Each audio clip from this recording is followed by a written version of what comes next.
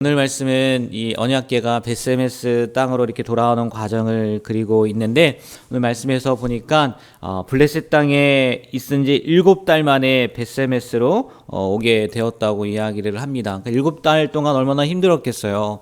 분명히 하나님이 살아계심을 보여주시고, 또 하나님은 자기들이 믿는 신과 같지 않다라는 것들을 그 7달 동안 알려주셨음에도 불구하고 오늘 말씀에 보면요, 이 블레셋 사람들의 마음에는 정말 하나님이 계실까 하는 마음이 아직도 여전히 그런 의심을 가지고 살았던 것 같아요. 왜 6절 말씀을 보면요, 본인들도 이렇게 이야기를 하거든요. 애굽인과 바로 이야기를 하면서 그 재앙을 받은 다음에 백성들을 떠나보냈다. 자기들도 그 과거의 역사를 들었나 봐요. 그런데 여전히 어떻게 하냐면요, 벳세메스를 보내는 그들의 모습을 보면 설마 아닐 수도 있어 라는 마음으로 보낸다는 거죠.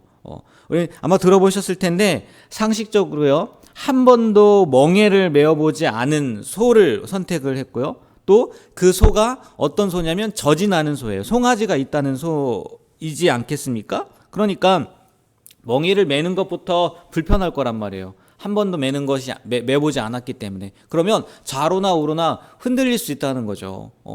그래서 언약궤가 떨어질 수도 있는 거고, 그리고 젖이 나는 소니까 분명히 송아지가 있는데, 또 소들이 되게 이렇게 모성애라고 해야 되나요? 그런 것들이 강하지 않습니까? 분명히 뒤로 돌아갈 수도 있을 거란 말이에요. 일부러 그렇게 선택을 한 것 같아요.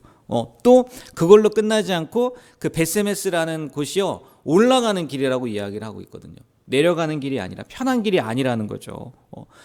그들도 고백하는 게 9절 말씀에 그렇게 고백을 하고 있지 않습니까?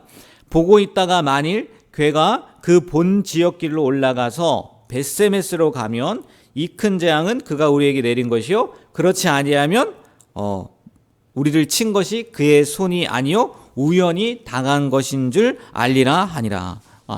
지금 이 말씀을 보면서 이 재앙을 좀 더 받아야 정신 차릴라나 그런 생각이 들더라고요. 끝까지 의심을 하는 거예요. 끝까지 인정하고 싶지 않았다는 거죠. 하나님은 그의 아랑곳하지 않고 하나님의 방법으로, 또 하나님의 살아계심을 그들이 말하는 방법대로, 그들이 생각했던 대로 이루심으로 나타내시긴 하지만, 정말 우리가 어제도 말씀을 드렸지만 하나님을 의심하는 일이 없었으면 좋겠어요. 하나님의 하나님 되심을요, 인정하는 삶을 늘 살아가게 되길 축복합니다. 또 오늘 말씀에서 정말 특이한 점이 뭐냐면, 이 이방신을 섬기는 이 블레셋 사람들이요, 3절에 보면 그냥 보내면 안 되고 꼭 어떻게 보내야 되냐, 속건제를 드려야 된다라고 이야기를 해요. 이들이 우리가 말하는 그 레위기에서 말하는 속건제의 의미를 알았을까요? 부지 중에 죄를 범해서, 사람들과 하나님과의 관계 가운데 있어서 죄를 범하면 그 죄를 용서받기 위해서 하나님 앞에 제물을 드려야 된다. 그걸 알았을까요? 아마 몰랐을 거예요. 이들에게는 속건제의 의미가 없었을 거예요. 그럼에도 불구하고 왜 속건제라고 굳이 이 사무엘상 말씀을 통해서 표현을 했냐? 이거는요, 아마 이 글을 읽는 이스라엘 사람들에게 그 의미를 더해주려는 의도가 아닐까라고 이야기를 하더라고요. 이거는 속건제와 같다. 무슨 얘기냐? 죄로 인해서 파괴된 이 정결함의 회복과 하나님과의 관계, 사람과의 관계를 회복하기 위한 방편이었다라는 것을 이스라엘 사람들이 볼 때 깨닫게 하기 위해서 표현을 했다라고 이야기를 하더라고요. 블레셋 사람들의 입장에서는 그냥 배상이지만 속건제라는 표현을 함으로써 하나님께서 이 일에 개입하셨다, 하나님이 이 일을 보고 계신다라는 것을 한 번 더 나타내려는 의도였다라고 이렇게 이야기를 하더라고요. 어찌됐건 하나님은 블레셋 사람들이 그 의심, 또 혹여나 우연이지 않을까 하는 그 일말의 여지도 없애시죠. 완벽히 하나님의 하나님 되심을 이루십니다. 그들이 생각하는 대로, 그들이 원하지 않는 대로 그냥 다 이루어짐으로 하나님 되심을 이루신다는 거죠. 좌로나 우로나 치우치지도 않고요, 또 그 소들이요 울지도 않고요, 곧바로 벳세메스 경계선까지 가서 여호수아의 밭, 큰 들이 있는 곳에 딱 멈춰 섰다는 거죠.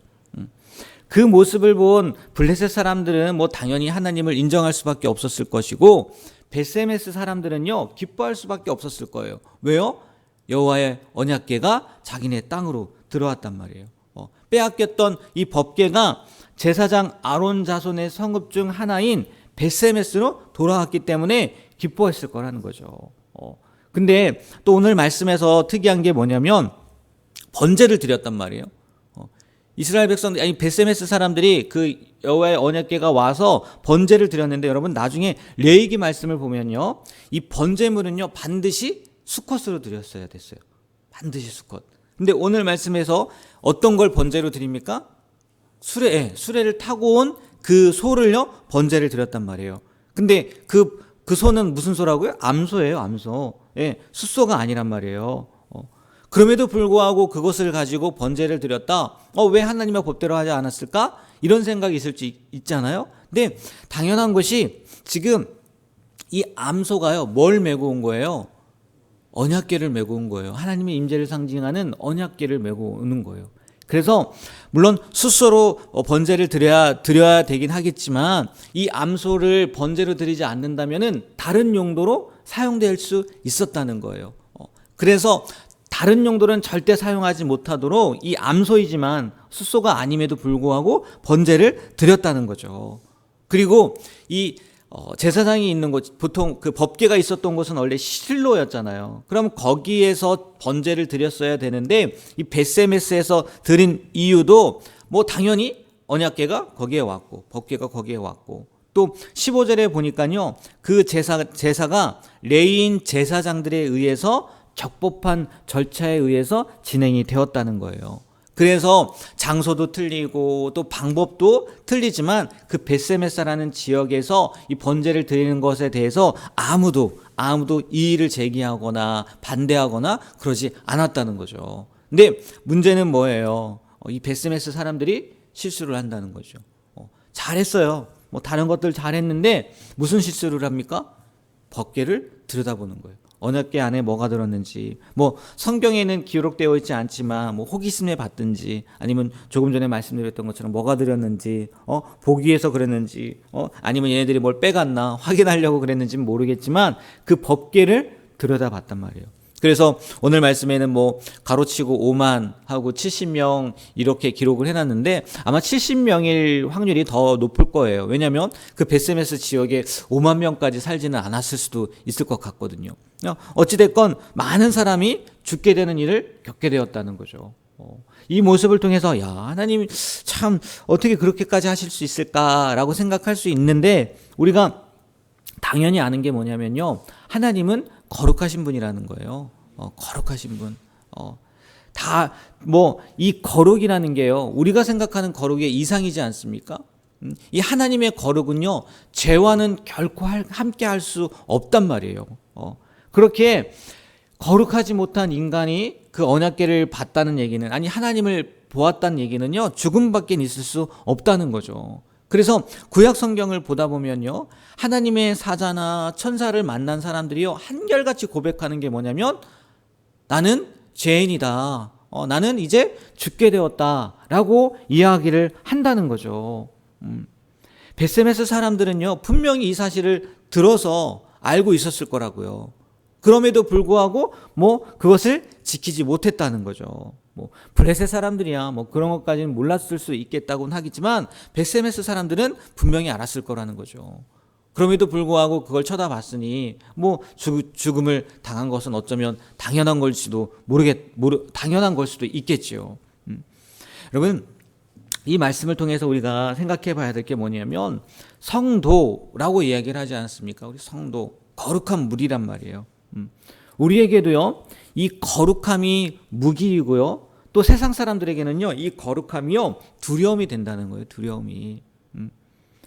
다른 말로요, 이 거룩함이요 우리의 모습 가운데에서, 우리의 삶 가운데에서 나타나야지 능력이 될 수 있다는 거예요. 말로만 거룩하다고 하고 뭐 태도를, 거룩한 모양을 취한다고 해서 되어지는 게 아니라는 거죠. 정말 우리의 모습 속에서요 세상과 구별된 모습이 나왔으면 좋겠어요. 거룩함의 모습이 다르다는 것을요 삶으로 보여주고 나타내었으면 좋겠어요. 세상을 살면서 그냥 세상에 휩쓸려서, 그렇지 않습니까? 죽은 물고기는요, 아무리 커도요, 고래가 되었다 할지라도요, 죽은 물고기는 어떻게 돼요? 파도에 휩쓸려서요, 떠내려 다니게 돼 있어요. 그러나 살아있는 물고기는요, 아무리 작더라도요, 그 큰 파도를요, 헤쳐서 헤엄을 친단 말이에요. 우리가 속해한 위치에서 세상의 가치관과 다른 가치관, 성경의 가치관, 또 거룩함을 가지고 살아가는 그런 귀한 삶이 되길 주님의 이름으로 축복합니다. 능력 있는 자는요, 힘 있는 자, 돈 있는 자, 똑똑한 자가 아니라고 이야기를 하더라고요. 하나님 앞에서 능력 있는 자는요, 거룩한 사람이라는 거예요. 거룩한 사람. 기억하시길 바랍니다. 그리고 또 정말 우리가 이 말씀을 통해서 또 한번 생각해 봐야 될 게 뭐냐면요, 베스메스 사람들이요, 재앙을 당했을 때의 태도도 문제예요. 거룩함도 문제지만, 거룩함을 지켜야 되고 유지해야 되는 것도 문제지만, 재앙을 당했을 때의 태도도 문제라는 거예요. 블레셋 사람들과요, 똑같은 반응을 보이더라고요. 베스메스 사람들이요. 자기들이 쳐다봐서 많은 사람이 죽었단 말이에요. 재앙이 임했단 말이에요. 그리고 나서요, 그들이 하는 얘기가 뭐냐면요, 우리에게서 누구에게서 올라가시게 할까라고 이야기를 해요. 이게 무슨 말이냐면요, 이 여호와의 궤를 어디로 보내야 할까라는 고백이에요. 여러분, 누구에게서 올라가시게 할까? 여호와의 궤를 어디로 보내야 될까? 라는 말이 나와야 되겠습니까? 이 재앙이 닥쳤을 때? 아니에요. 이 재앙이 닥쳤을 때 분명히요, 이렇게 고백했어야 돼요. 우리가 어떻게 하면 하나님과 화목해질 수 있을까? 어떻게 하면 이 죄를 용서받을 수 있을까? 어떻게 하면 이 은혜를 되찾을 수 있을까? 라고 물었어야 되는데, 이 베스메스 사람들이 재앙을 당하자 한 행동이 뭐냐면, 이 법궤를 어디로 보내야 되나? 이렇게 지금 고백을 하고 있었다는 거예요. 법궤가 차라리요, 자기 땅에서 떠나기를 바랬다는 거예요. 그 마음 가운데는 이런 일이 또 생기면 안 되니까 그런 마음이 있을 수도 있겠지만요, 이건요, 너무나 수동적이라는 거예요. 너무나. 이제 다시 시작해야지, 다시 제대로 하겠습니다 라는 고백이 나와야 되는 거잖아요. 하나님, 우리가 잘못했습니다. 우리가 다시 한번 회복하길 원합니다. 다시 한번 하나님 앞에 나아가길 원합니다 라고 고백을 해야 되는데, 이 하나님 무섭다는 거예요. 두렵다는 거예요. 떠나라고 이야기를 한다는 거예요. 우리의 모습 가운데에는요, 이런 모습이 없어야 돼요. 어떤 문제가 있었을 때 어떻게 해야 된다고요? 다시 한번 돌아봐야 되는 거예요. 이 문제가 어디로부터 왔는가? 이 법궤가 문제겠습니까? 예? 법궤가 있는 게 문제겠어요? 아니에요. 우리의 자세가 문제잖아요. 우리의 행동이 문제잖아요. 그러면 우리의 삶을 되돌아봐야 된다는 거죠. 그리고 나서 하나님 앞에, 하나님, 제가 다시 한번 제대로 한번 해볼게요. 하나님 용서해 주세요. 이런다고 하나님이, 야, 나 네 말 안 믿어. 너 그러면서 또 잘못할 거지? 안 믿을 거야. 하나님이 이러시겠냐는 거예요. 아니에요. 하나님은 알면서도 다시 기다려 주시는 거고요. 하나님은요, 알면서도 속아주시는 분이 하나님이라는 거예요. 우리가요, 이 정말 블레셋 사람들처럼, 또 오늘 말씀에 나온 베스메스 사람들처럼요, 그런 반응을 보이지 않았으면 좋겠어요. 다시 한번 하나님을 붙잡고 하나님 앞에 나아오고 회복의 역사를 경험하게 되는 우리의 삶이 되길 주님의 이름으로 축복합니다. 네, 우리가 걸어야 될 길은 거룩함이에요. 구별되어야 돼요. 그러나 그 모습이요, 실수할 수가 있어요. 넘어질 수가 있어요. 그런데 이거 안 되겠다, 나는 끝이다가 아니라, 그런 경우가 생긴다 할지라도 다시 일어설 수 있는, 다시 하나님 앞에 나아갈 수 있는 그런 귀한 믿음의 길을 걸어가게 되는 우리 모든 성도님들이 되시길 주님의 이름으로 부탁드립니다. 기도하겠습니다.